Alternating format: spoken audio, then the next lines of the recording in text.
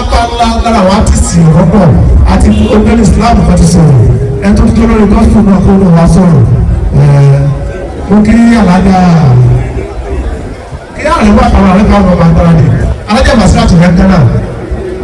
ẹ káàbọ̀ sí àríwá.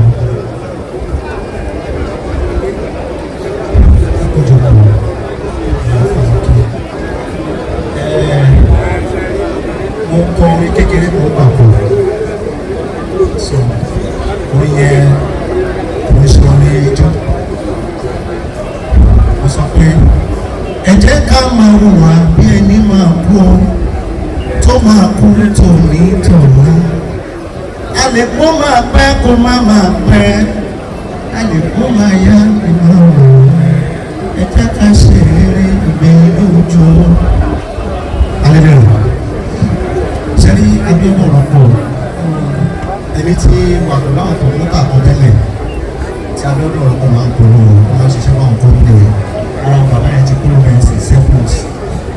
tipẹ́tipẹ́ àwọn 2006 àbí 2007 ni mo gbà pẹ̀lú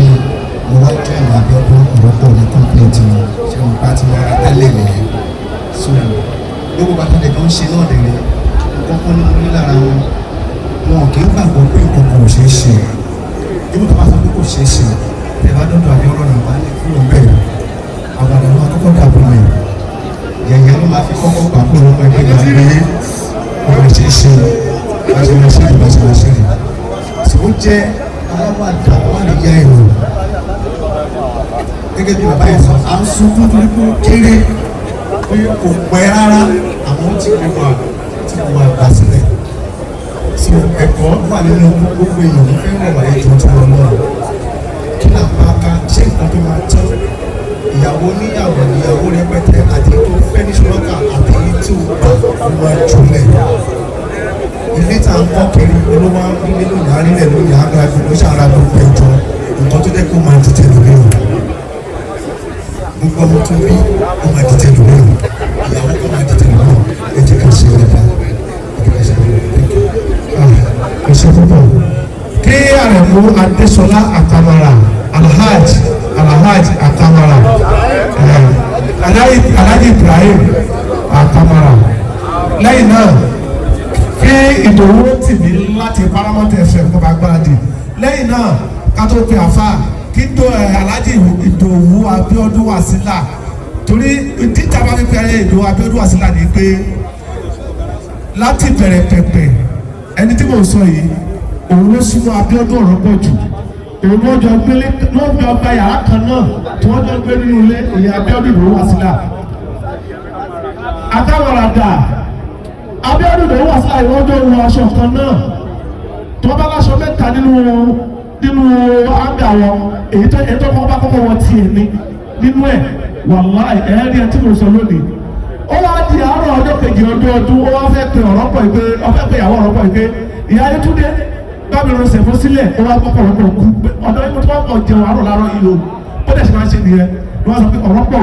Oropo ó ṣáàjì fún ọ̀rẹ́ lọ́dún kó yọ ìyá Ayétúndé ló mo fẹ́ pe kọ́kọ́ ṣẹ̀fọ́ lẹ̀ lọ́wọ́ pé Oropo ti kú ó fẹ́ ìyàwó rẹ̀ lọ́jọ́ náà lọ́rùn òun náà sọ̀rọ̀ mí lónìí o àbí Àkàmàrà bá ti rẹ̀ ti Abiodun ló wà sílẹ̀ máa bọ̀.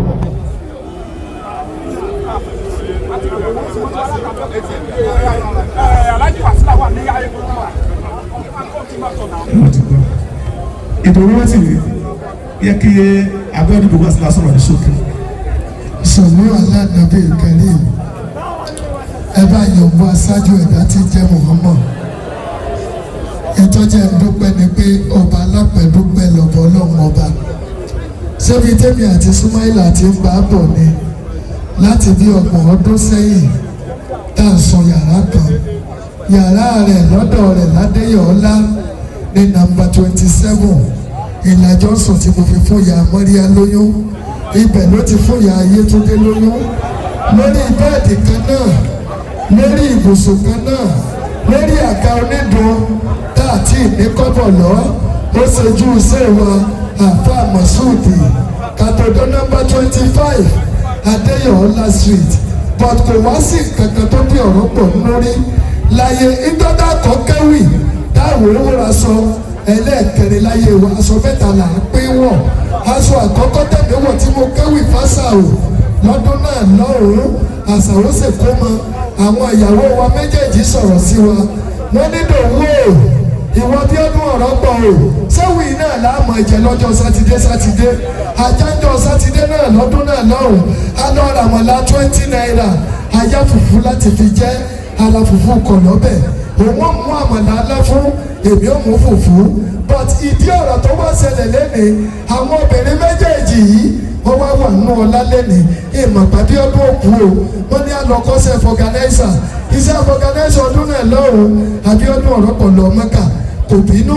èmi náà bínú sí i ìjọ tó pọ̀ láti ọ̀nà lọ́nà mọ́sàdúrà Mẹ́kà mo ní o ti tẹ́ mi lọ́rùn àjọ sàdúrà àfa àmọ̀súndì wà bí o iná mẹ́tò sí ipò di tèmi náà inú ẹ̀dùn sí ẹ dákun ẹ̀jọ̀ gbogbo èèyàn tó wà bíbá yìí ẹ̀ ní fojú sunkún ọmọ o ọlọ́run bá mi tẹ Abíọ́dún Ismaila Oropo yóò tẹ sáfẹ́fẹ́ rẹ̀. ẹ ṣe gbọ́n Ìdòwú Àsìlà Ìdòwú Rótìmí láti Paramount FM bísímìlà. Baálẹ̀ òkèèrà ńlá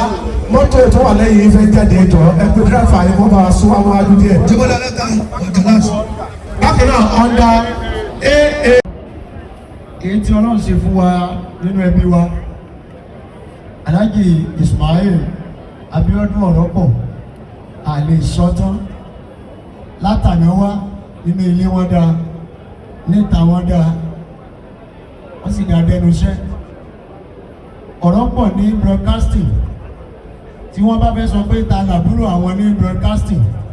wọ́n sọ pé ọ̀rọ̀ lọ́mọ bá ní ọ̀rọ̀ lọ́mọ ta lẹ̀gbọ́n rẹ ní broadcasting wọ́n sọ pé èmi náà sọ pé Oropo àfirawálẹ̀ nígbà kankan ìmọ̀ ìyàwó wọn lójókòó yìí ẹ̀mọ́ iye ọ̀rọ̀ tó jẹ́ sí pé àlèmọ́jẹ̀ ń gbọ́ táwọn ń sọ èyí tẹ́mi lè sọ ọ̀rọ̀ púpọ̀ nípa ìwáyé wọn ṣùgbọ́n ju gbogbo ẹ̀ lọ́nà àdúpẹ́ ìpè wọn ṣe ayé wọ́n sì rà. 15 million naira ọmọ mi jù ẹni tí mo máa kọ́ pé torí nọ́mbà wọn àtijọ́ gbé lọ́pẹ́